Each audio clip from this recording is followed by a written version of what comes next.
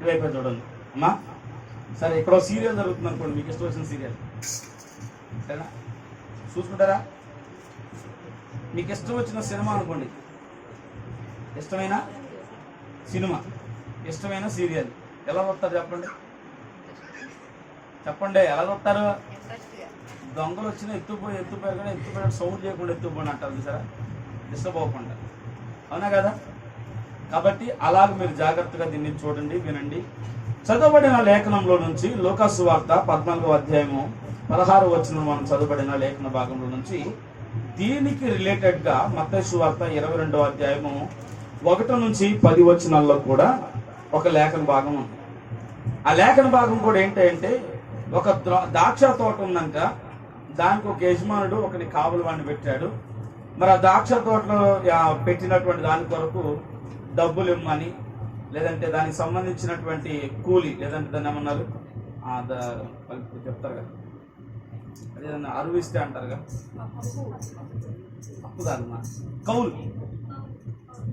కౌలుదారు వ్యవస్థ అంటారు కదా.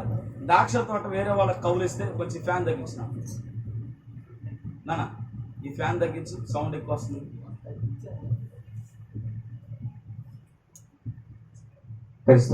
రైట్. ద్రాక్ష తోటనంట కౌలుకి ఇచ్చాడంట. కౌలుకి ఇచ్చిన తర్వాత యజమానుడు వచ్చి ఆ కౌలు దగ్గరికి వెళ్ళి డబ్బులు అడుగుతా ఉంటే, ఆ కౌలు అడుగుతుంటే వాళ్ళు ఏం చెప్తున్నారంటే అబద్ధాలు చెప్పడం ప్రారంభిస్తుందంట. నెపములు చెప్పుట ప్రారంభించారంట. ఏం చెప్పారంట? నెపము అనగా ఏంటి? అబద్ధం. అబద్ధాలు చెప్పడం ప్రారంభించారంట. ఈ మత్తయి సువార్త, ఈ లూకా సువార్త 14వ అధ్యాయం 16వ వచనంలో కూడా ఏం చెప్తున్నారు? అందరూ ఏక మనసుతో వారు ఏం చెప్తున్నారంట? నెపములు చెప్ప సాగిరి. ఎటువంటి మనసు అంట? ఏక మనసు. మంచి చెప్పడానికి ఒక్కరు కూడా ఏక మనసు కలిగి ఉండరు. చెడు చెప్పడానికి మాత్రం అందరూ తదాస్తున్నట్టు ఉంటారు. అవును, నిజమే, చూడకపోయి నేను చూసాం అన్నట్టుగా అబద్ధం ఆడేవాళ్ళు లేకపోవాలి. స్తోత్రం చెప్పండి. హల్లెలూయా, హల్లెలూయా. మీరు అందరూ ఏం చెప్తున్నారంటే ఏక మనసుతో నెపములు చెప్తున్నారంట, అబద్ధాలు చెప్తున్నారంట. జాగ్రత్తగా గమనించండి. నోవాహు కాలంలో కూడా యేసుక్రీస్తు తన ప్రజలను ప్రేమించి జలప్రళయం ఒకటి రాబోతుంది. రాబోయే ఉగ్రత నుంచి తప్పించుకోవడానికి ప్రతి వాడు దేవుని మాట వినాలి, దేవుని యొక్క వాక్యాన్ని వినాలి, దేవుని యొక్క ఆజ్ఞకు లోబడాలి అని తన ప్రవక్త అయినటువంటి నోవాహును పంపించే సువార్త ప్రకటిస్తుంటే వారందరూ కూడా ఏం చెప్తున్నారంట? అబద్ధాలు చెప్తున్నారంట. నువ్వు చెప్పింది జరగవచ్చు, జరగకపోవచ్చు, కానీ ఇప్పుడు మాకు పని ఉంది, మాకు కుదరదు, మాకు ప్రార్థన కంటే పనే ఎక్కువ, మాకు ప్రార్థన కంటే ఫంక్షనే ఎక్కువ, మాకు ప్రార్థన కంటే మా బంధువులే ఎక్కువ అని ఇప్పుడు చెప్పేది కాదు. మాకు తర్వాత చూద్దాం, నువ్వు చెప్పేది ఏదైనా జరిగిద్ది అనుకుంటే తర్వాత చూద్దాం. ఎందుకంటే మాకు ఒక శాస్త్రవేత్తలు ఉన్నారు, మాకు సైంటిస్టులు ఉన్నారు, మాకు విద్యావేత్తలు ఉన్నారు. స్తోత్రం. మాకు విద్యావేత్తలు ఉన్నారు. ఏదైనా జరగబోతే ముందుగానే వారు చెప్తారు. కనుక నువ్వు చెప్పేది ఏదైనా ఉంటే తర్వాత చూద్దాం, మా సైంటిస్టులు మాకు ఇంకా చెప్పలేదు, కనుక ఇప్పుడు నువ్వు చెప్పే అబద్ధాలు అని చెప్పేసి మాకు పని ఉంది, మాకు కుదరదని వీళ్ళు అబద్ధాలు చెప్పడం ప్రారంభించారంట. దేవుని యొక్క వాక్యాన్ని అంగీకరించడానికి, దేవుని యొక్క సత్యాన్ని వారు స్వీకరించడానికి వీరంతా ఏం చేస్తున్నారంటే నోవాహు దినంలో అబద్ధాలు చెప్పడం ప్రారంభించారంట, నెపములు చెప్పడం వారు మొదలు పెట్టారంట. అలాగుననే మోషే కాలంలో కూడా వారు ఏం చేశారంటే అబద్ధాలు చెప్పడం ప్రారంభించారంట. దేవుడు మోషేను పంపించి తన ప్రజలను బానిసత్వం నుంచి విడిపించడానికి దేవుడు తన ప్రజల కోసం మోషేను పంపిస్తే తన ప్రజలైనటువంటి వారు మోషే వారిని విడిపించడానికి వెళ్ళినప్పుడు అనేక మంది వారు అబద్ధాలు చెప్పడం ప్రారంభించారంట.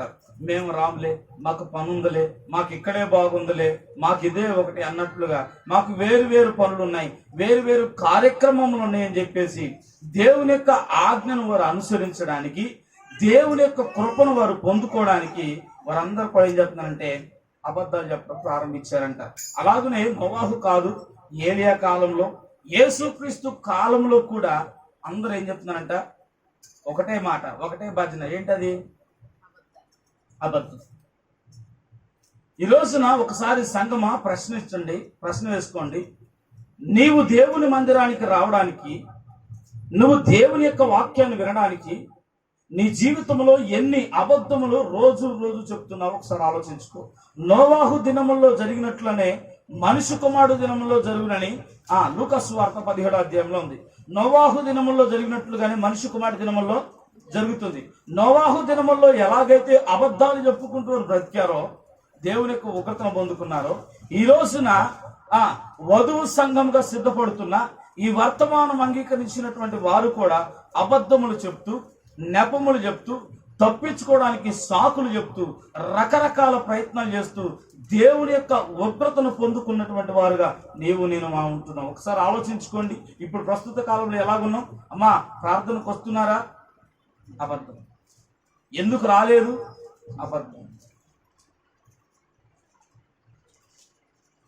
ఎందుకు ఎలా జరుగుతుందంటే ఇది నోవాహు కాలంలో జరిగింది కనుక ఇది మనుష్య దినముల కాలంలో కూడా జరుగుతూ వస్తుంది. అప్పుడు జరిగినట్లుగా ఇప్పుడు అది జరుగుతూనే ఉంటుంది. అయితే ఇది మన జీవితంలో మారాలి.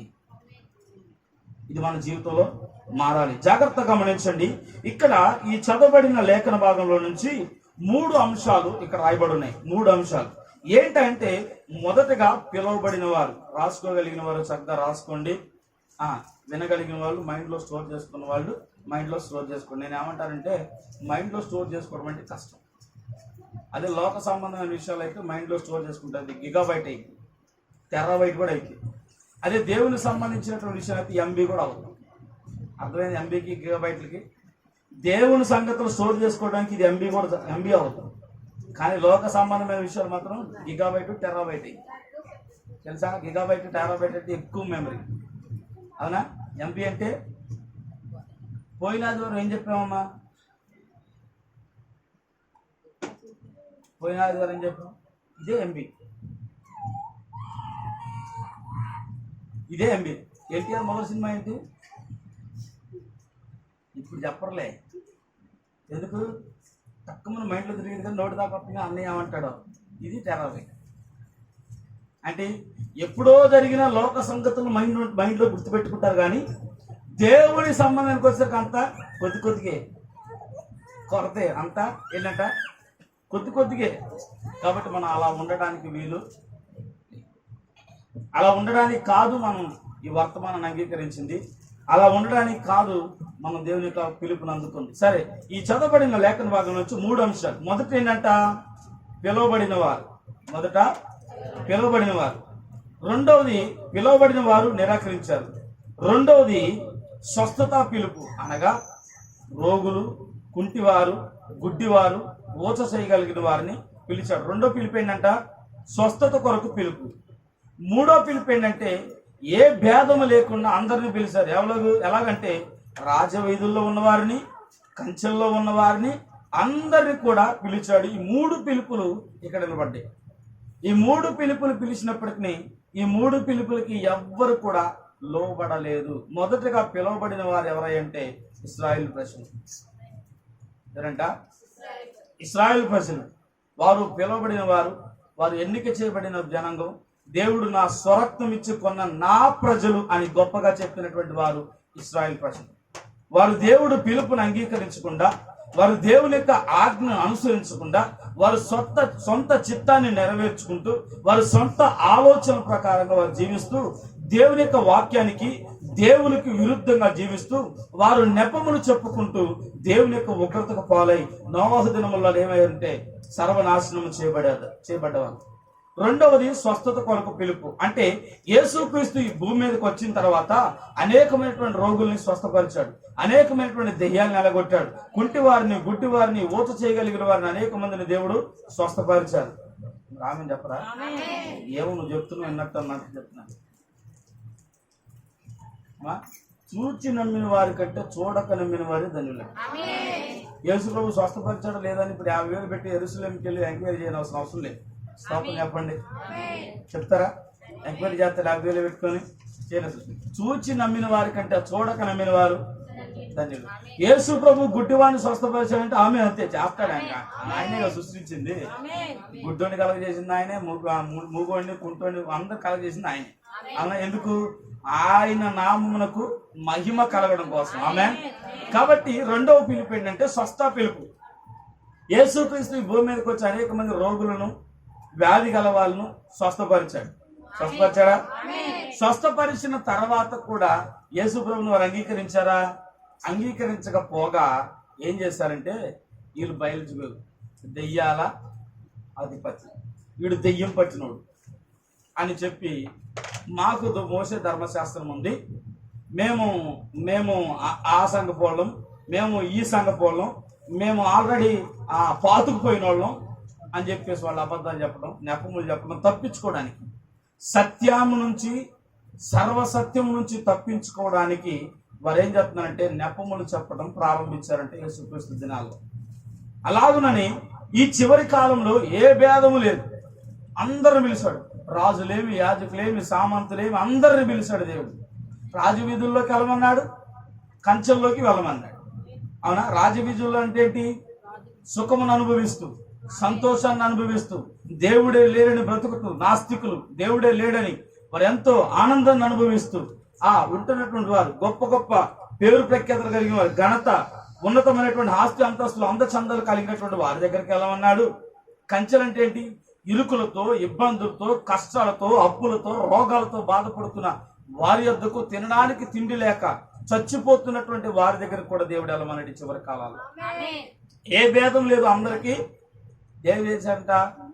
పిలుపునిచ్చాడంట ఆయన మందిరానికి రమ్మని, ఆయన యొక్క కృపను పొందుకోమని, ఆయన యొక్క సన్నిధానంలో ఉన్నటువంటి ఆనందాన్ని అనుభవించడానికి, ఆయన కుడిపార్శ్వమును కూర్చోడానికి. ఒక మాట చెప్పాలంటే అందరికి పిలుపు పెట్టాడంట.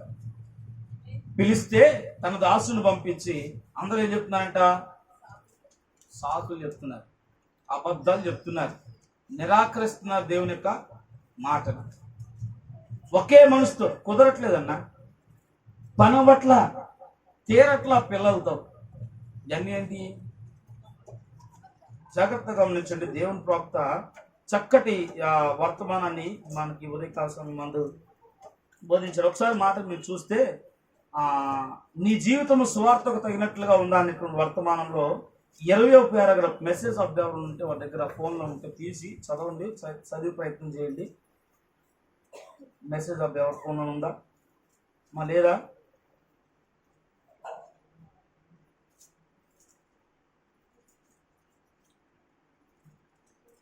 ఫోన్లో డౌన్లోడ్ చేస్తే స్టీఫెన్ అని చదవమంటాడు.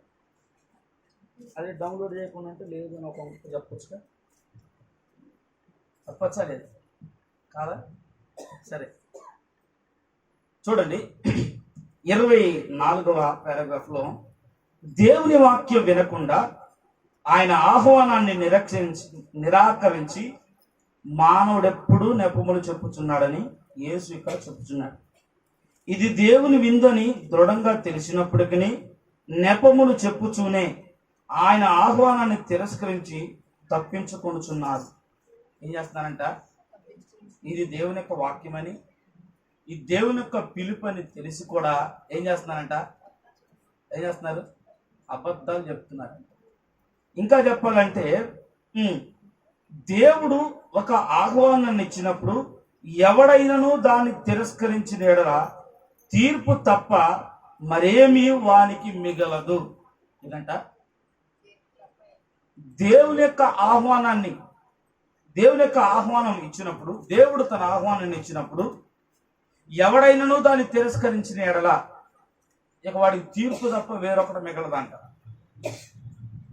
దేవుడు తన దాసులను పంపించి సువార్త ప్రకటిస్తూ, వాక్యాన్ని అందిస్తూ, మీరు దేవుని యొద్దకు రండి, మేలులు పొందండి, ఆయన సర్వశక్తి కలిగినటువంటి దేవుడు, ఆయన నిన్న నేడు ఏకరీతిగా ఉన్న దేవుడు, ఆయన తప్ప వేరొక దేవుడు ఈ లోకమందు లేదు, పైన ఆకాశం అందే కానీ కింద భూమి అందే కానీ నా నామమున తప్ప ఏ నామమున రక్షణ లేదని తన దాసుడు సువార్త ప్రకటిస్తున్నప్పుడు దాన్ని అంగీకరించిన వాడు తీర్పు నుంచి తప్పించబడుతున్నారు.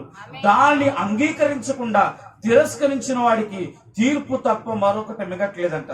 వాడు దేనికి దాన్ని తిరస్కరిస్తున్నాడంటే, వాడు చెప్తున్నటువంటి నెపం ఏంటంటే, మాకు కొన్ని గ్రంథాలు ఉన్నాయి, మాకు కొన్ని వేద పాఠశాలలు ఉన్నాయి, మాకు కొందరు సేవకులు ఉన్నారు, మాకు కొంత చర్చి ఉంది, మీరు చెప్పిన బోధకి వారు చెప్పిన బోధకి పూర్తిగా వ్యత్యాసం ఉంది కాబట్టి మేము వారినే నమ్ముతాం తప్ప దీన్ని నమ్మమని ఈ పరిశుద్ధమైనటువంటి దేవుని యొక్క వాక్యాన్ని పక్కన పెడుతూ నెపములు చెప్పుతున్నటువంటి వారు లేకపోలేదు ఈ లోకంలో.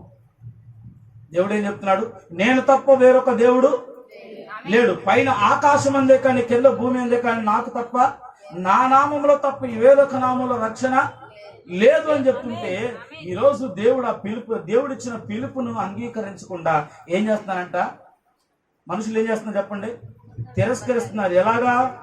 అబద్ధాలు చెప్తున్నారు. దేవుని మాట కంటే సేవకుని యొక్క మాటే బలంగా నమ్ముతున్నటువంటి ప్రజలుగా మనం ఎంత కాలం ఉన్నప్పటికీ మన జీవితం ఇంకా అలాగనే ఉంటుంది. అంటే అలా అని సేవకుని మాట వినొద్దని కాదు నా ఉద్దేశం.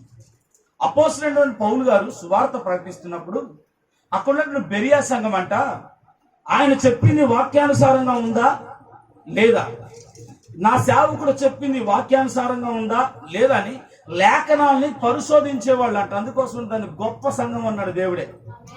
ఈరోజు అటువంటి సంఘంగా ఈ సంఘం కూడా ఉండును గాక.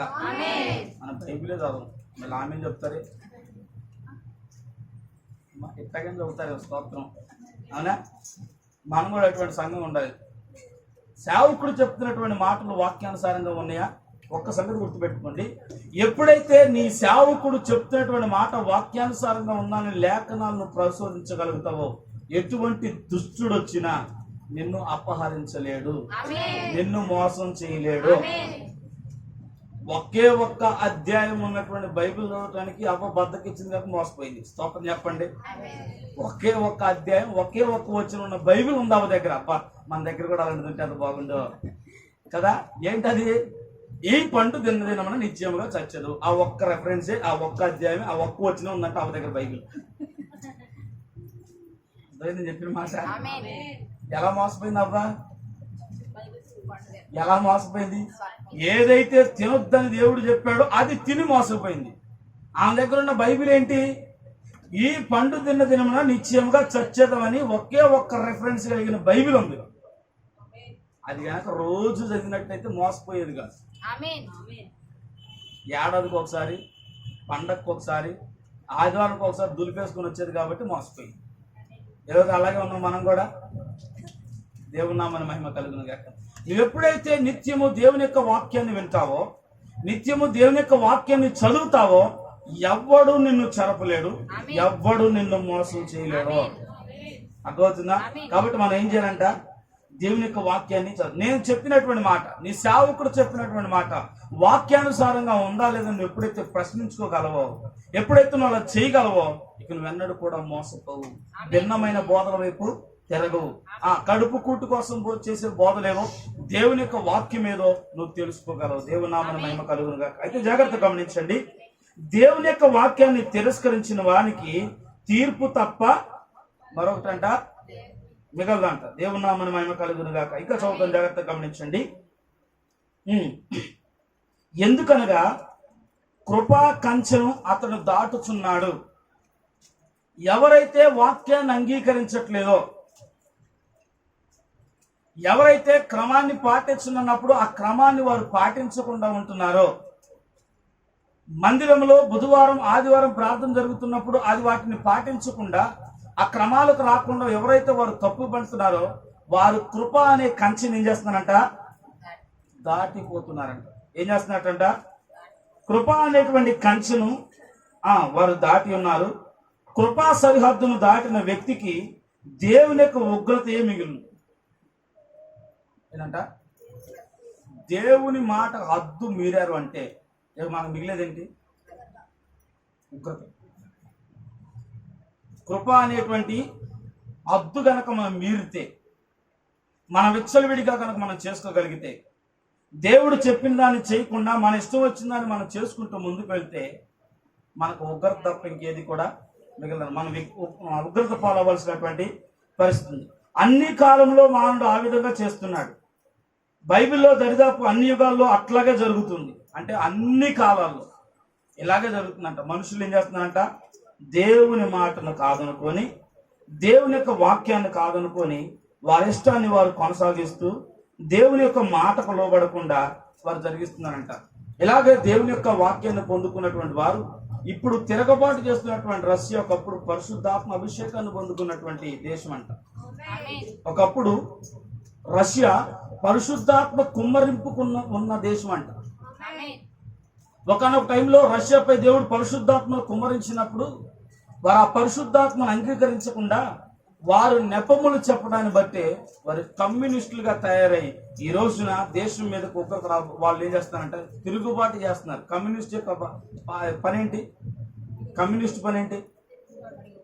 తిరుగుబాటు. సత్యానికి తిరుగుబాటు, మంచికి తిరుగుబాటు. ఈ రోజున దేవుని యొక్క వాక్యం చెప్తున్నప్పుడు కూడా నువ్వు తిరుగుబాటు చేస్తున్నావంటే నువ్వు కూడా కమ్యూనిస్టే. అలా లేదు, నువ్వు అబద్ధం చెప్తున్నావు అని గనక నువ్వు తిరుగుబాటు చేసేవనుకో నువ్వు కూడా కమ్యూనిస్ట్. కమ్యూనిస్ట్ వల్ల చాలా డేంజర్. ఇప్పుడు రష్యా వల్ల డేంజరా కాదా? ఒకప్పుడు పరిశుద్ధాత్మ కుమ్మరింపు కలిగినటువంటి దేశం. అలాగే ఇంగ్లాండ్ కూడా, అనేకమైనటువంటి దేశాలు పరిశుద్ధాత్మ కుమ్మరింపు కింద ఉన్నటువంటి దేశాలు. వారు పెంతుకొస్తు దినాలను వారు నమ్మలేదు. ఏంటి పెంతుకొస్తు దినం? ఇలా తెల్లమొఖాలు పెంతుకొస్తు దినం. ఏంటి పెంతుకొస్తు దినం అన్నా? పెంతుకొస్తు దినాలు ఏంటన్నా? మా అమ్మగా ఈ రోజు కింద బైబిల్ చదవన్నమ్మా, చాలా కష్టంగా ఉంది. ఒక పక్క చెమటలు, రెండోది అమాయకమైన కేసులు. ఎలాగుందంటే పరిస్థితి అలాగుంది. ఈరోజు ఏదో కొత్తగా చెప్తున్నట్టుంది అందరికి వాక్యం కదా. పెంచుకొస్తు తినాలంటే మేడగది అనుభవం. పెంచుకొస్తు తినాలంటే ఏంటి? మేడగదిలో ఏం జరిగింది? పరిశుద్ధాత్మ దిగొచ్చింది. పరిశుద్ధాత్మ వారు పొందుకున్న తర్వాత భాషలతో మాట్లాడారు, ప్రవచించారు, దర్శనాలు కలిగినాయి. వారు అధికమైనటువంటి శక్తి నొందారని మాట రాయబడి ఉంది. ఈరోజు నీవు నేను నిర్జీవంగా ఉండడానికి వీల్లేదు. బలమైనటువంటి వారుగా, బలమైనటువంటి స్వరములతో ఆమె చెప్పేవారుగా, బలమైనటువంటి వాక్యాన్ని అంగీకరిస్తున్న బలవంతులుగా మనం ఉండవాలి.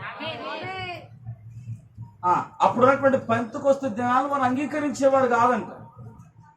ఈరోజు చాలా మంది మనం కూడా పెంతుకొస్తును అంగీకరించేవారు లేరు.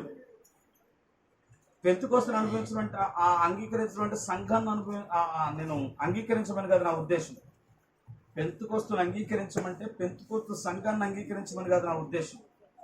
పెంతుకొస్తును అనుభవించడం అంటే మన భాషలకు వ్యతిరేకులం కాదు. బైబిల్లో భాషలు లేవని చెప్పడానికి లేదు. కానీ భాషలు మాట్లాడేవాడు దానికి అర్థం చెప్పాలి.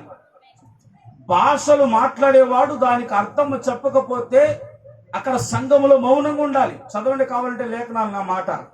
కొరింథీయులకు రాసిన పత్రిక తీసిన వారు చదవండి. 1 కొరింథీయులకు రాసిన పత్రిక తీసిన వారు త్వరగా సహాయం చేయండి. 1 కొరింథీయులకు రాసిన పత్రిక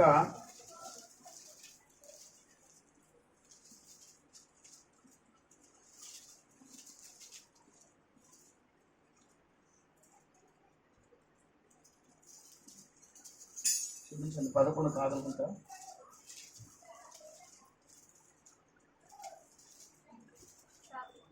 చదువునక్క అమ్మా, చదువుమా, చదువురా, చదువు. అన్య భాషలు మాట్లాడు జనుల ద్వారాను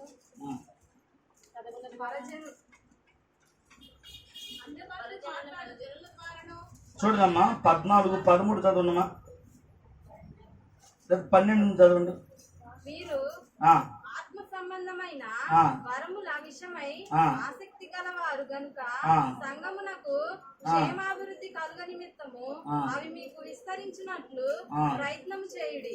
భాషతో మాట్లాడువాడు అర్థము చెప్పు శక్తి కలుగుటకై ప్రార్థన చేయవలెను.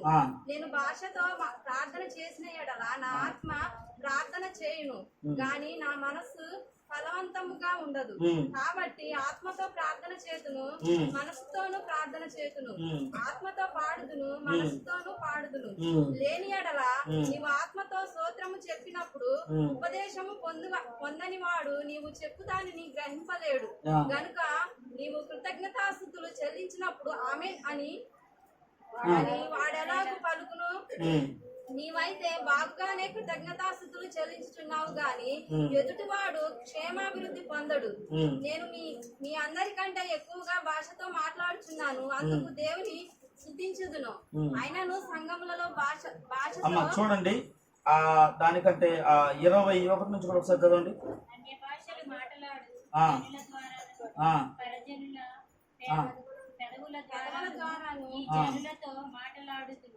అప్పటికైనను వారు నా మాట వినకపోదురు అని ప్రభువు చెప్పుచున్నాడని ధర్మశాస్త్రంలో రాయబడి ఉన్నది. కాబట్టి భాషలు విశ్వాసులకు కాదు, విశ్వాసులకు కాదు అవిశ్వాసులకే సూచనలయ్యండి. భర్తను కొడతారు, చర్చికి రాగానే అయ్యగారు పాట ఎత్తుకొని రబ్బ రబ్బ రబ్బ షబ షబ షబ గబ గబ గబ అంటారు. చూడలేదా? వెళ్ళలేదా? భార్య ఇంటికాడ పడేస్తూ అంటారు, అయ్యగారు పక్కన కూర్చొని ఆమెలు చెప్తూ ఉంటారు, ఎంతో గట్టిగా స్తోత్ర గీతాలు చేస్తూ ఉంటారు, భయంకరమైనటువంటి వ్యభిచారమైనటువంటి బ్రతుకును బతుకుతారు. ఒకడు ఇద్దరు పిల్లలను కలిగి ఉంటాడు, వాడు సంఘములకు రాగానే గొప్ప భాషలు మాట్లాడేటువంటి ప్రజలు మనం కనుగొనగలం. ఎవరికంట భాషలో? ఎవరికి అవిశ్వాసం? ఎవడ అవిశ్వాసి? అవిశ్వాసి అంటే ఎవరు? అవిశ్వాసి అంటే వాక్యానికి నమ్మనుడు. ప్రార్థనకు వచ్చేవాడా రానుడా? వచ్చేవాడే. రానుడికి వాక్యంతో పని లేదమ్మా, రానుడికి వాక్యంతో పని లేదు. వచ్చేవాడే దీన్ని నమ్మడు, వాక్యాన్ని నమ్మడు. వాక్యం ఏది చెప్తున్నా దానికి పూర్తిగా వ్యతిరేకంగా ఉంటాడు. వాడు అవిశ్వాసి, దేవుని పైన నమ్మకం ఉండదు.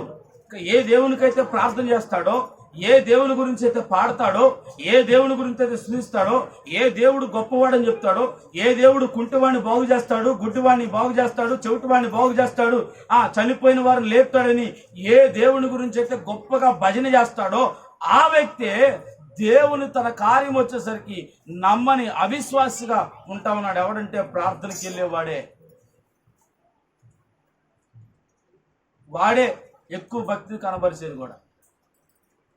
మందిరంలో భక్తిని కనపరిచేది ఎవరు? ఎవరంట బాగా భక్తిని కనపరిచేది ఎవరు చెప్పండి? ఒరిజినల్ ప్రోడక్ట్ కొంచెం డల్గా ఉంటుంది, డూప్లికేట్ మాత్రం దగ్గరకు మెరుస్తుంది.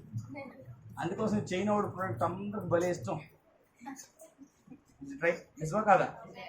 డూప్లికేట్ దగ్గర మెరుస్తూ ఉంటుంది, ఒరిజినల్ మాత్రం కొంచెం డల్గానే ఉంటుంది. ఈరోజు ఒరిజినల్ విత్తనం మాత్రం సైలెంట్గా ఉంటుంది. మనకు కూడా ఉంది, అన్నీ ఉన్న ఇస్త్రాకంటే అణిగిమణిగి ఉంటుందంట. ఏమి లేని ఇస్త్రాకు. సంఘంలో అయ్యగారు వాక్యం చెప్పకుండా ఆమె చెప్పేదాడే, ఇంటికి వెళ్తే తాగితంటాడు. భాషలతో మాట్లాడేవాడు వాడే, ఇంటిలో సమాధానం ఉంటుంది. అవునా కాదా? గెంతులేసేది, కుప్పు గంతులు కొట్టేది వాడే. భార్య భర్తల మధ్యలో సరైన అవగాహన ఉండదు, కుటుంబంలో సరైన వాక్య విధానం ఉండదు. అందుకోసమే చెప్తుంది దేవుని యొక్క వాక్యం. చూడండి, భాషలు అవిశ్వాసులకే, విశ్వాసులకే కాదు. ఇంకా చదవనమ్మా. భాషలు విశ్వాసులకే కాదు, అవిశ్వాసులకి సూచకమై ఉన్నది. ప్రవచించుట విశ్వాసులకు కాదు, అవిశ్వాసులకు కాదు, అవిశ్వాసులకు కాదు, విశ్వాసులకే సూచకమై. బాగా గుర్తుపెట్టుకోండి ఇక్కడ మాట. ఎవడైనా సరే, సంగమా అర్థం చేసుకోండి, ఎవడైనా సరే కళ్ళు మూసుకొని నా కుమారి, నా కుమార్తె నీ మీదకి పలాంది రాబోతుందంటే చెప్పించు కొట్టండి.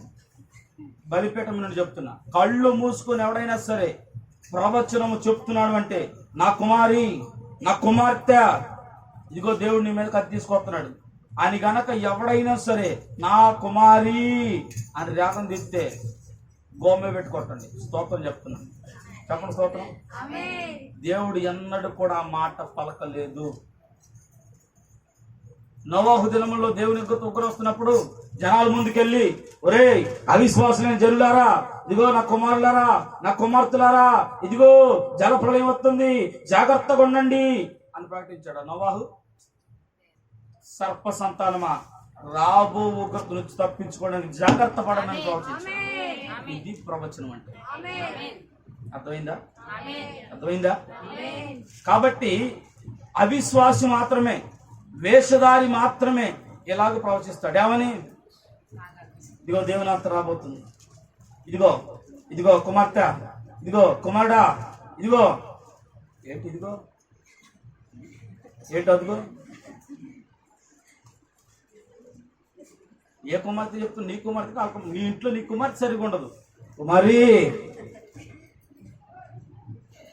నిజమమ్మా, జాగ్రత్త పడాలి. ఈ చివరి దినాల్లో, ఈ అంత్య దినాల్లో నేను ఒక సంఘటన మీకు చెప్పడానికి ఇష్టపడతాను.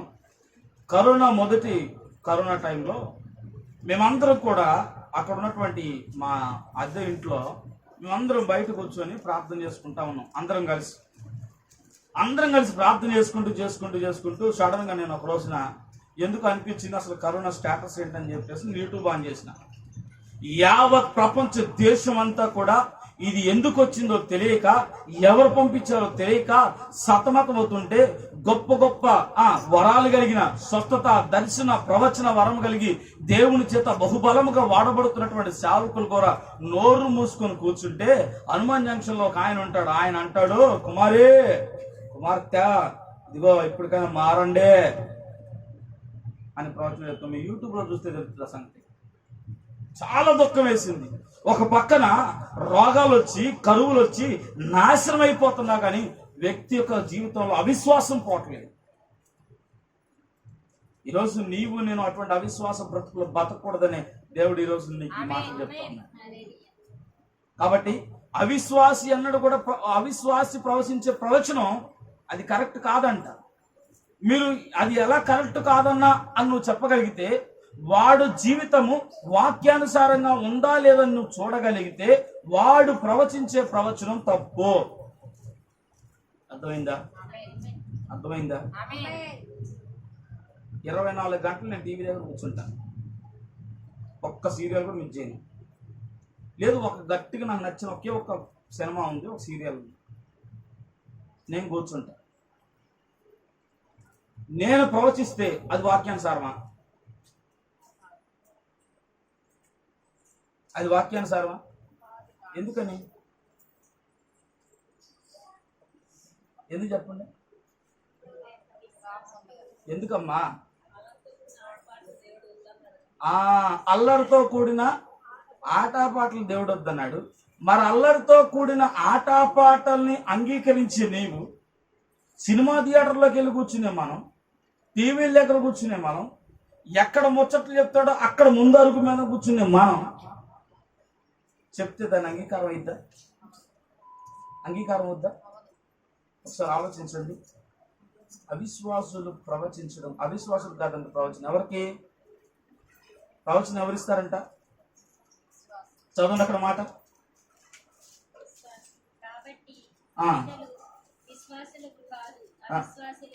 అవిశ్వాసులకు కాదు విశ్వాసులకే సూచిక ఏంటిది? ప్రవచించుట అనేటువంటిది. చదవనమ్మా.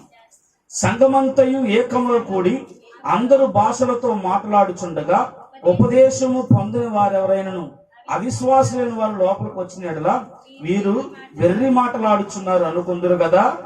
అయితే అందరూ ప్రవచించుండగా అవిశ్వాసి అయిన ఉపదేశమును పొందని లోపలికి వచ్చిన యెడల అందరి బోధ వలన తాను పాపినని గ్రహించి అందరి వలన విమర్శింపబడును.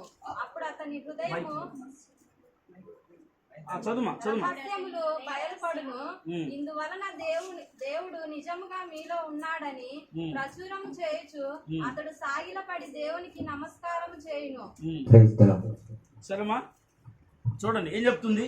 ఎవరైనా సరే కొత్త వారు మందిరానికి వస్తే, ఎవరైనా అవిశ్వాసి మందిరానికి వస్తే, లేదంటే కొత్త జనాంగం ఎవరైనా ఇక్కడ ప్రార్థన జరుగుతున్న కొత్త వారైనా వస్తే, మీరు మాట్లాడేటువంటి గలిబిలి, మీరు మాట్లాడేటువంటి ఆ గందరగోళాన్ని చూసి వారు వెర్రివారు, కొత్త మద్యము తాగిన వారని, వారు విశ్వాసాన్ని వారు చెదరగొట్టని వారిగా మందిరానికి రాకుండా దూరంగా వెళ్ళిపోయేటువంటి పరిస్థితులు ఉంటాయి. అందుకొరకే నువ్వు తప్పనిసరిగా మొదటగా చదివినప్పుడు నీకు భాషలతో మాట్లాడే వరము నీకుంది. నేను భాషలకు వ్యతిరేకిని కాదు. ఆమేన్. భాషలో మాట్లాడొద్దని నేను చెప్పట్లేదు. భాషలు లేవని నేను చెప్పట్లేదు. అయితే భాషలు వరము కలిగిన వాడు దాని అర్థము చెప్పు శక్తివంతమైన వాడిగా ప్రార్థన చేయాలంట. అదేనా మనం చదివింది? భాషలు చెప్పేవాడు, భాషలు చదివేవాడు దానికి అర్థము చెప్పడానికి శక్తి కలిగిన వానిగా ప్రార్థన చేయాలి. లేదంటే సంఘంలో ఒక భాష మాట్లాడుతుంటే ఇంకా తన పక్కన ఉన్నవాడు ఆ భాషకు అర్థం చెప్పే శక్తివంతమైన వాడిగా ఉండినట్లుగా సంఘము ప్రార్థన చేయాలంట. అలాగూ లేకపోతే నువ్వు వ్యక్తిగతంగా కూర్చున్నప్పుడు, నువ్వు ఇంటిలో కూర్చున్నప్పుడు నువ్వు వ్యక్తిగతంగా నువ్వు భాషలతో మాట్లాడు. భాషలతో మాట్లాడువాడు దేవునితో మాట్లాడుతున్నాడు అంట. ఆమేన్. భాషలతో మాట్లాడువాడు దేవునితోనే మాట్లాడుతున్నాడు. కానీ అది సంఘం దగ్గరకు వచ్చేసరికి నువ్వు భాష మాట్లాడుతున్నావంటే తప్పని సంఘంలో భాషకు అర్థం చెప్పాలి. లేదంటే సంఘంలో నువ్వు మౌనంగా ఉండాలి. నువ్వు వ్యక్తిగతంగా భాషలతో మాట్లాడు. నువ్వు ఇంటి దగ్గర కూర్చొని ప్రార్థన చేస్తున్నప్పుడు భాషలతో మాట్లాడు. బైబిలే చెప్తుంది, భాషలతో మాట్లాడువాడు దేవునితో మాట్లాడుతున్నాడు. ఆమేన్. కాబట్టి సంఘమునకు వచ్చేటప్పుడు నువ్వు మౌనంగా ఉండాలి. అభ్యంతరము కలిగించకుండా. నిన్ను చూసి ఒకడు వెర్రివాడు అని అనకుండా. నిన్ను ఒకడు వెర్రివాడు అన్నాడంటే ఆ వెర్రితనంలో ఎవరున్నట్టు? క్రీస్తున్నట్టు. పౌలు గారు అంటాడు కదా, నేను క్రీస్తు కొరకు వెర్రివాడిని. నిన్ను క్రీస్తు కొరకు వెర్రివాడు అనంటే నష్టం లేదు. కానీ నువ్వు మాట్లాడుతున్నా, నువ్వు ప్రవచిస్తున్నా, నువ్వు నీ జీవితాన్ని బట్టి వాడు వెర్రివాడు అన్నారంటే మాత్రం అది జాగ్రత్త పడాల్సింది. అర్థమవుతుందా? కాబట్టి భాషలకు మనం వ్యతిరేకులము కాదు, కానీ భాషకు అర్థం చెప్పాలి. అలా అయితే భాషలు మాట్లాడాలి. లేదంటే వ్యక్తిగతంగా మీరు భాషలతో మాట్లాడుకోవచ్చు. సరేనా? చూడండి, ఇంకా అలాగూ ముందుకు వెళ్తే వారు అవిశ్వాసంగా ఉన్నవాడు వాక్యానుసారంగా ఉండలేడు. ఈ రోజున మన జీవితాలు, మన యొక్క వ్యక్తిగత జీవితాలు వాక్యానికి తగినట్లుగా ఉన్నాయా లేవనేది మనం ప్రశ్న వేసుకోవాలి. ఈ రోజున మన అంశం ఏదైనా, ఈరోజు మనం వాక్యం వింటున్నాం, వాక్యాన్ని మనం వింటున్నాం. కానీ ఉదయం లేచిన దగ్గర నుంచి సాయంత్రం వరకు నీ భర్తతోనూ, నీ బిడ్డలతోనూ, తర్వాత ఇంకెవరితోనంట, నీ యొక్క సేవకులతోనూ, ఆఖరికి దేవునితో కూడా అబద్ధములు చెప్పేటువంటి వారుగా ఈరోజు నీవు నేను ఉంటున్నాం. సాకులు చెప్పేవారుగా, భక్తి చేయలేక, ప్రార్థన చేయలేక. అక్క ప్రార్థన చేసావా? సమయం లేదు తమ్ముడు. బైబిల్ చదివావా? కుదరట్లేదు తమ్ముడు. ప్రార్థనకి ఎందుకు రాలేదక్క అంటే విస్తారమైనటువంటి పనులు. జాగ్రత్తగా గమనించు, నువ్వు చెప్పేది అబద్ధం. అంటే నువ్వు ఈ మాట అవలీలగా చెప్పగలుగుతున్నావంటే నువ్వు కృప అనే కంచెను దాటావు. అర్థమైందా? కృప అనే కంచెను దాటావంటే ఉగ్రతలో పాలవుతున్నావు అని అర్థం. నువ్వు ఎప్పుడైతే దేవుని యొక్క వాక్యము కంటే, దేవుని యొక్క మాట కంటే, ప్రార్థన కంటే, వాక్యము కంటే నీ పనిని, లేదంటే నీ యొక్క కార్యక్రమాల్ని, నీ యొక్క సొంత ఆలోచనని, నీ సొంత చిత్తాన్ని ఎప్పుడైతే ఎక్కువ చేస్తున్నావో కృపను దాటిపోయినట్టు. నువ్వు కృపను దాటిన వాడు తీర్పే. కృపను దాటిన వాడు ఏం చేస్తాడంట? తీర్పు పొందుకుంటారు. అందుకోసమని యేసుక్రీస్తు భూమి మీదకి వచ్చి ఆయన సర్వ మానవాళి పాపాలు క్షమిస్తున్నప్పుడు యేసుప్రభుని సిలువేయండి అన్నారు. సిలువేయండి అన్నప్పుడు యేసుప్రభు, తండ్రి వీరేమి చేసిన మీరు క్షమించమని ప్రార్థన చేశారు. పిలాతు వచ్చి, ఈ నీతిమంతుడు రక్తం నాపైన నా పిల్లలపైన ఉండుకుండును గాక అంటే అక్కడ ఉన్న వారందరూ కూడా నాపైన నా పిల్లలపైన ఉండును గాక అన్నారు. దాన్ని బట్టి ఇప్పటికి కూడా వారు తీర్పులో ఉన్నారు. ఇక వాళ్ళకి సువార్త లేదు, ఇక వాళ్ళకి మారు మనసు లేదు, ఇంక వాళ్ళకి పాప క్షమాపణ లేదు. డైరెక్ట్ తీర్పే. ఎవడైతే వాక్యాన్ని తిరస్కరిస్తారో, ఎవరైతే ఈ ప్రభురాత్రి భోజనాన్ని తిరస్కరిస్తారో, ఎవరైతే యేసుక్రీస్తు నామాన్ని తిరస్కరిస్తారో, ఎవరైతే ఈ చివరి కాల వర్తమానాన్ని తిరస్కరిస్తారో వారు కృపను దాటిన వారంట. ఆమేన్. వారు ఎవరంట? కృపని దాటినవాడు. కృపను దాటినవాడు దేన్ని పొందుకోవాలి? కృపను దాటినవాడు దేన్ని పొందుకుంటాడు? చెప్పండి అమ్మా, దేన్ని పొందుకుంటారు? బాబు దేన్ని పొందుకుంటారమ్మా? తీర్పు, ఉగ్రత. మనం దాని నుంచి తప్పించాలనేది దేవుని యొక్క ప్రదేశం. ఎందుకు ఈ చివరికాల వర్తమానం పంపించింది దేవుడు?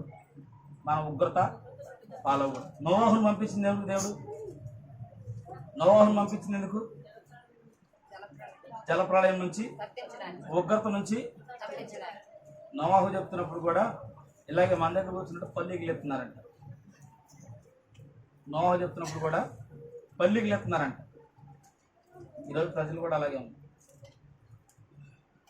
రోజు ఇదేగా రోజు ఎన్ని సంవత్సరాలు చెప్తున్నావు చివరి కాలం చివరి కాలం చివరి కాలం. నా చివరి కాలం వచ్చేది లేదు, ఇల్లు ప్రసంగాలు ఆగవు. అన్నా కాదా? చూడండి, దేవుడు తన పరిశుద్ధాత్మను పంపి మానవ హృదయములు తట్టినప్పుడు ఉద్దేశపూర్వకంగా అతడు దాన్ని తృణీకరించినట్లయితే ఇక ఎన్నటికీ అతనికి అవకాశం ఉండదు. నీవు సంఘములో కూర్చొని బోధింపబడే సువార్తను విని ఉండవచ్చును, చివరికి దాన్ని అంగీకరించవచ్చును. బోధింపబడిన సత్యమని నాకు తెలుసు అని కూడా నువ్వు అనవచ్చు. అయితే దానిని అనుసరించకపోతే అది నీకు ఏమాత్రము ప్రయోజనకరము కాదు. అర్థమైందా? నువ్వు మందిరానికి వచ్చి వాక్యం వింటూ ఈరోజు అయ్యగారు చెప్పిన మాట కరెక్టే, నిజమే, ఇది సత్యమే నువ్వు చెప్పి కూడా దీన్ని గనక నువ్వు అనుసరించకపోతే అది నీకు ఏమాత్రం మేలు చేయదు. చూడండి, అది సత్యమని నేను నమ్ముచున్నానని నీవే అనుచున్నావు. ఎందుకనగా దాన్ని నువ్వు విన్నావు, దానికి అనుకూలంగా నీవు మాట్లాడావు. అవును, సత్యమే. ఈ ప్రభురాత్రి భోజనం అనేది కరెక్టే, బైబిల్లో ఉంది. పాద శుద్ధీకరణ బైబిల్లో ఉంది. యేసుక్రీస్తు నామములో బాప్తిజం బైబిల్లోనే ఉంది. అన్ను దానికి వస్తాదు పలికావు అంటే ఏంటి? మద్దతు పలికావు. మద్దతు పలికి కూడా నీవు అలా అనొచ్చు. 100% ఇది ఖచ్చితం. ఈరోజు చెప్పే వాక్యం 100% ఖచ్చితం అని నువ్వు చెప్పి దాన్ని నువ్వు అనుసరించకపోతే నీకేం లాభం? అర్థమైందా? దాన్ని నువ్వు చేయాలి కదా. నీరు చాలా చక్కగా మంచిగా ఉంది అని నువ్వు అంటే సరిపోయిద్దా? నీకు దాహం వేస్తుంది, నీళ్లు చాలా బాగున్నాయి అంటే నువ్వు సరిపోద్దా? ఏం చేయాలి? తాగాలి. తాగితేనే అది నీకేమైంది? మేలు చేస్తుంది. ఈ వర్తమానం కరెక్టే. ఈ వర్తమానం యేసుక్రీస్తు నామములో బాప్తిజం కరెక్టే, పాద శుద్ధీకరణ కరెక్టే, ప్రభురాత్రి భోజనం కరెక్టే, అపోస్తుల బోధ కరెక్టే. ఇవన్నీ కరెక్టే కరెక్టే కరెక్టే కరెక్టే అంతా సత్యమే సత్యమే సత్యమే అన్న నీవు దీన్ని అనుసరించకపోతే ఆమేన్ నీకు మేలు చేస్తుందా? దాహం తీరిద్దా? తీరకపోతే ఏమైపోతాం? నీళ్ళు బాగానే ఉన్నాయి, తాగకపోతే వర్తమానం కూడా నువ్వే చెప్తున్నావు ఏమని? నువ్వే అంగీకరించావు నీ నోటితోనే. ఈ వర్తమానం కరెక్ట్ అని నువ్వే అంగీకరించావు. ఈ వర్తమానం కరెక్ట్ అని నువ్వే సాక్ష్యం ఇచ్చావు. ఈ వర్తమానం కరెక్ట్ అని చాలా మంది నువ్వే ఆహ్వానించి మళ్ళీ నువ్వే టీవీ దగ్గర కూర్చుంటే, మళ్ళీ నువ్వే జీన్స్ ప్యాంట్లు వేస్తే, నువ్వే టైట్ టీషర్ట్లు వేస్తే, అమ్మా గుర్తుపెట్టుకోండి, మళ్ళీ నువ్వే రకరకాల హెయిర్ స్టైల్ చేస్తే, మరలా నువ్వే బంగారం అలంకరించుకుంటే, అంగీకరించిన నువ్వే ఈ వర్తమానం కరెక్ట్ అని నువ్వే చెప్పావు. 100% కరెక్ట్ అని నువ్వే బాగా చెప్పి నువ్వు దీన్ని అంగీకరించి దీనితో పాటు నువ్వు అనేక మందికి ఇది కరెక్ట్ అని చెప్పి ఇన్ని చెప్పిన నీవు దీని ప్రకారంగా నువ్వు జీవించకపోతే అది నీకు ఏం మేలు చేస్తుంది? ఆమేన్. ఇది నీకేమైనా మేలు చేస్తుందా? మేలు చెయ్యకపోగా ఏం చేస్తుందంట? నీకు నీ మీదకి ఉగ్రతను తీసుకొస్తుంది. నీ నోటితో నువ్వే ఒప్పుకుంటున్నావు ఈ వర్తమానం కరెక్ట్ అని. అమ్మా వింటున్నారా? ఈ వర్తమానం కరెక్ట్ అని నీవే ఒప్పుకుంటున్నావు. ఇది నిజమని నీవే అంగీకరించావు, నీ నోటితో సాక్ష్యం ఇచ్చావు. మరి నువ్వే అనుసరించకపోతే పురుషుల వస్త్రాలు స్త్రీలు, స్త్రీలు వస్త్రాలు పురుషులు వేసుకోవద్దని బైబిల్ చెప్తుంటే నువ్వు అనేక మందికి చెప్పావు, నువ్వే చెప్పావు, నీ దాకా వచ్చేసరికి మాత్రం నాకు చెప్పలేదు.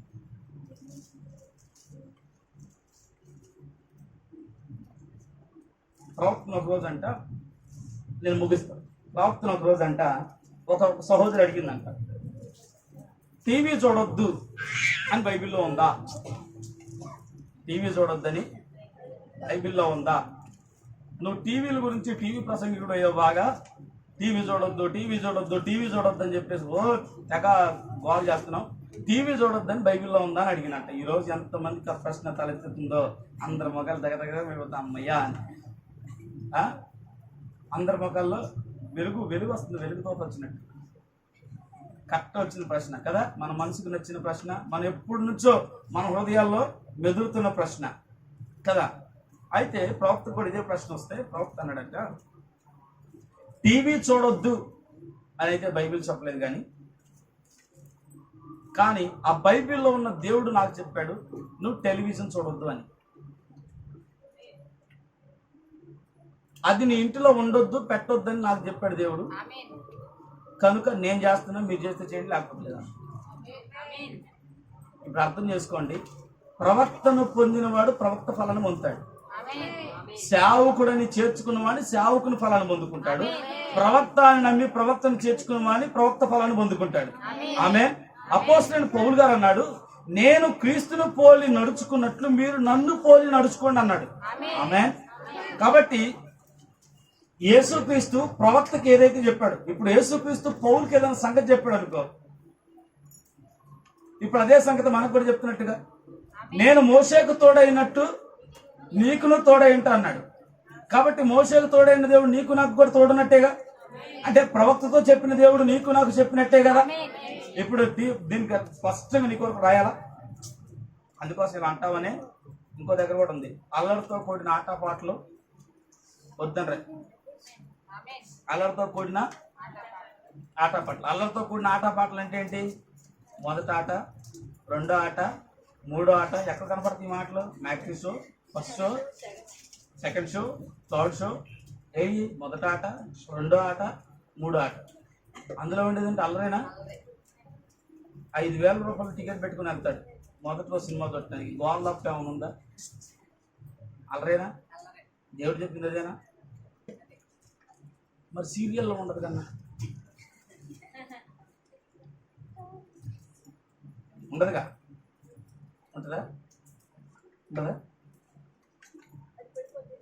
ఎంతమంది స్త్రీలు సీరియల్ చూస్తూ తన కుటుంబ జీవితాలను సర్వనాశనం చేసుకున్నవారు లేకపోలేదు, కుటుంబాన్ని అల్లరిపాలు చేసుకుని, టయానికి భర్తకు అన్నం పెట్టక, పిల్లలకు వండి పెట్టక, తన్నులు తిని విడాకులు తీసుకున్న భార్య భర్తలు ఎంతమంది లేరు? మా నాన్నే మా అమ్మని చాలాసార్లు పెట్టాడు, వాస్తవం. మా నాన్నే చాలాసార్లు కొట్టాడు మా నాన్న, నిజమండి. ఇప్పుడు కాదులే, నా 10th లో 2006 ఆయన కూడా పనికి వెళ్ళి వచ్చాడు, చక్కగా దూరదర్శనం మీద మొత్తం ఉండేది. మా అమ్మతో పాటు మళ్ళీ కూర్చున్నారు. మా ఆయన ఆకలి మీద వచ్చాడు, అన్నం పెట్టి అమ్మాయి అన్నాడు, వినపడలా. ఆకలేస్తుంది అమ్మాయి అన్నాడు, వినపడలా. ముందు టీవీని కొట్టాడు, తర్వాత మమ్మల్ని టీవీ పగల కొట్టాడు. తర్వాత వాళ్ళిద్దరి మధ్యలో ఆ రోజు నుంచి 15 నుంచి 20 రోజుల మధ్యలో వాళ్ళిద్దరు మాట్లాడుకోవాలి భార్య భర్తలు. దేని గురించి? అలా అయిందా లేదా? అయిందా లేదమ్మా? మరి ఎంతమంది జీవితాలు అలా లేవు అమ్మా? నిన్న పెళ్లి కబురు చెప్పడానికి వెళ్ళాం, స్తోత్రం. ఆ బాబాయ్ వచ్చాడు, పెళ్లి కబురు చెప్పడానికి వెళ్ళాం. ఇంట్లో డిటిఎస్ సౌండ్, అక్క అక్క అక్క అని 10 సార్లు పిలిచాం. డోరు డబ్బా డబ్బా డబ్బా డబ్బా డబ్బా కొట్టాం. ఒక పక్కన కుక్క గౌ గౌ గౌ నడుస్తుంది. అర్ధగంట బయటకు వచ్చారు. ఏంటంటే లోపల టీవీ చూస్తున్నాం, లోపల టీవీ చూస్తున్నాం. అంత సౌండ్ పెడితే కానీ జేబుల్లోకి వెళ్ళదు. ఎంత సౌండ్ పెట్టి అరిసినా కనీసం చొక్కా దాటాలి అట్లా, అర్థమైందా? ఎంత సౌండ్ పెట్టి అరిసినా కనీసం చొక్కా దాటాలి అట్లా. ఈరోజు నాకు అల్లరికి మనం ఇష్టపడుతుంది. దేవుని విషయంలో అల్లరి చేయండి, ఆమెను చెప్పండి, చప్పట్లు కొట్టండి అని అంటే మాత్రం ఏమన్నా అనుకుంటారు, అనుకుంటారు. ఆమె చెప్తామని అనుకుంటారు. వీటి విషయంలో సిగ్గుపడుతున్నారు, కానీ అల్లరి పాలవటానికి మాత్రం ఏ వ్యక్తి కూడా సిగ్గుపడుతుంది. సిగ్గుపడవలసినటువంటి సంగతుల దగ్గర సిగ్గుపడకుండా, పడకూడని దగ్గర సిగ్గుపడుతూ దేవుని యొక్క కృపను పొందుకోలేటువంటి పరిస్థితిగా ఈరోజు నీవు నేను నా ప్రియ సంఘం ఒకసారి ఆలోచించుకో. నీ ప్రవర్తన, నీవు వాక్యానుసారమైన జీవితం నీ జీవితం ఉండాలి. వాక్యానుసారమైన వస్తువు, వాక్యానుసారమైనటువంటి వస్త్రము, వాక్యానుసారమైనటువంటి పిల్లలు, వాక్యానుసారమైనటువంటి భర్త, వాక్యానుసారమైనటువంటి భార్య నీ కుటుంబంలో ఉందా లేదా అని, నీ జీవితం సువార్తకు తగినట్లుగా ఉందా లేదా నువ్వు ప్రశ్నించుకోవాలి ఈ రోజున. అలా నువ్వు ప్రశ్నించుకోగలిగితే నువ్వు ధన్యురాలివి. లేదంటే దేవుని కృపను పోగొట్టుకుంటాం. జాగ్రత్తగా గమనించండి. మీరు ఇంటికి వెళ్ళిన తర్వాత ఈ వర్తమానం చదవండి. చాలా 35, 36, 37, 38 ఆ యొక్క పారాగ్రాఫ్లు చదవండి. చాలా మంచి మంచి సంగతులు దాని కొరకు రాసి పెట్టారు. కాబట్టి ఈ రోజున నువ్వేం చేయాలంటే దేవుని యొక్క వాక్యాన్ని అంగీకరించాలి. నువ్వు ఎప్పుడైతే దేవుని యొక్క వాక్యాన్ని అంగీకరిస్తావో, చూడండి, ఏదో రకమైన నెపములు, చాలా వేడిగా ఉంది, నేను చాలా అలసిపోయాను, నేను రేపు చేస్తాను, వారు ఇలాంటి ఏదో రకమైన నెపములు చెప్తున్నారు. మనం కూడా చెప్తా ఉంటాం, నేను చేస్తానులే, వారం కుదరదులే, రేపు అవునా? చూడండి, ఇది 1963లో చేసిన ప్రసంగం ఇప్పటికీ ఉపయోగకరం. అప్పుడెప్పుడో చేసిన ప్రసంగం ఇప్పటి ప్రజలకి అనుకోకుందంటే దేవుడు ఎంత అనంత జ్ఞానం చూడండి. ఇప్పుడు ప్రజలు ఎలాగుంటారో ఉద్దేశించి మాట్లాడిన గొప్ప దేవుడు. ఆయన దగ్గర నుంచి ఎవడో తప్పించుకోవాలి. అయితే నీవు నేను చేయాల్సింది ఏంటంటే తెలుసా, నీ జీవితము సువార్తకు తగినట్లుగా ఉందా లేదా? నీ జీవితము సువార్తకు తగినట్లుగా ఉందా? చివరిగా ఒక సంగతి చెప్పి నేను ముగిస్తా. సునాద సంవత్సర పండుగ అని ఉంటుంది ఇశ్రాయేలులో. ఈ సంగతి బాగా గుర్తుపెట్టుకోండి. సునాద సంవత్సర పండుగ అనేటువంటి పండుగ ఉంది ఇశ్రాయేల్కి. అయితే ఆ సునాది సంవత్సర పండుగలో ఏంటంట, ఒక శబ్దం వినపడిద్దంట. ఆ సునాద సంవత్సర పండుగల్లో, సునాద సంవత్సరం అంటే 1000 సంవత్సరాలు 100 సంవత్సరాలకు ఒకసారి వస్తాయి. ఆ శబ్దం వినబడినప్పుడు ఎవడైతే ఆ శబ్దాన్ని విని బయటికి వెళ్ళిపోతాడో, ఆ శబ్దాన్ని ఎవడైతే వినగలుగుతాడో వాడు స్వతంత్రుడు అవుతాడంట. అంటే ఆ బానిసత్వం నుంచి, ఆ బంధకాల నుంచి విడిపించబడతాడంట. ఆ కట్ల నుంచి తప్పించబడి, ఒక మాట చెప్పాలంటే ప్రతి ఆగస్టు 15కి ఒకసారి ఖైదీని వదిలేస్తారు కదా, అవునా? వదిలేస్తారు లేదా? యావజ్జీవ కారాగార శిక్ష చేసిన వాళ్ళకి ఆగస్టు 15కి ఒకసారి వదిలేస్తారు. అలాగనే సునాది సంవత్సరం వచ్చినప్పుడు కూడా అంట బానిసత్వంలో కట్లలో ఉన్నటువంటి వారిని విడిపించేవారంట. ఎవరైతే ఈ శబ్దాన్ని వింటారో, అమ్మయ్య ఇది సునాద సంవత్సర శబ్దం కనుక ఇక మేము విడిపించబడ్డామని ఎవడో చెప్పనవసరం లేదు, వెళ్ళిపోవచ్చు అంట. ఆ శబ్దం విని కూడా ఎవడైతే ఇక్కడే బాగుంది, బయటికి వెళ్ళి మేము బతుకుతాం, ఇన్ని సంవత్సరాలు ఏడే బతికాం, ఇంక బయటికి వెళ్ళి మళ్ళీ కొత్తగా ఆడ బతుకుతాం అని ఎవడైతే ఆ సునాద శబ్దాన్ని తృణీకరిస్తాడో వాడికి ఇంకా క్షమాపణే లేదు. ఆమేన్. ఈ చివరి కాలంలో కడబూర ఊదబడిద్దంట. కడబూర ఊదబడినప్పుడు ఎవడైతే దాన్ని వింటారో వాడు విడిపించబడతాడు. ఎవడైతే దాన్ని అంగీకరించారో కనీసం వాడికి వినపడను కూడా వినపడదు.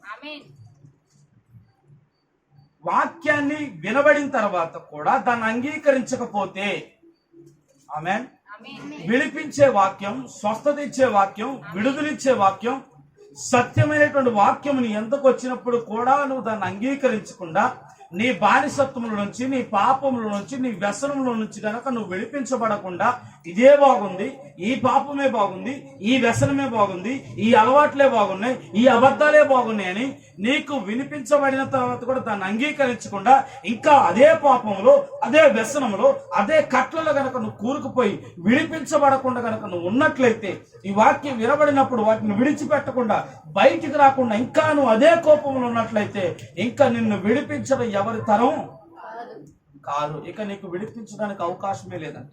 మరలా ప్రభా ప్రభా ప్రభా అని పిలిచినా ఏ ప్రయోజనం ఉండదంట. ఎందుకంటే సునాద సంవత్సరం, సునాద శబ్దం ఎప్పుడైతే వినబడుతుందో అది స్వస్థ శబ్దం, అది విడుదల శబ్దం, పాపికి రక్షణ శబ్దం.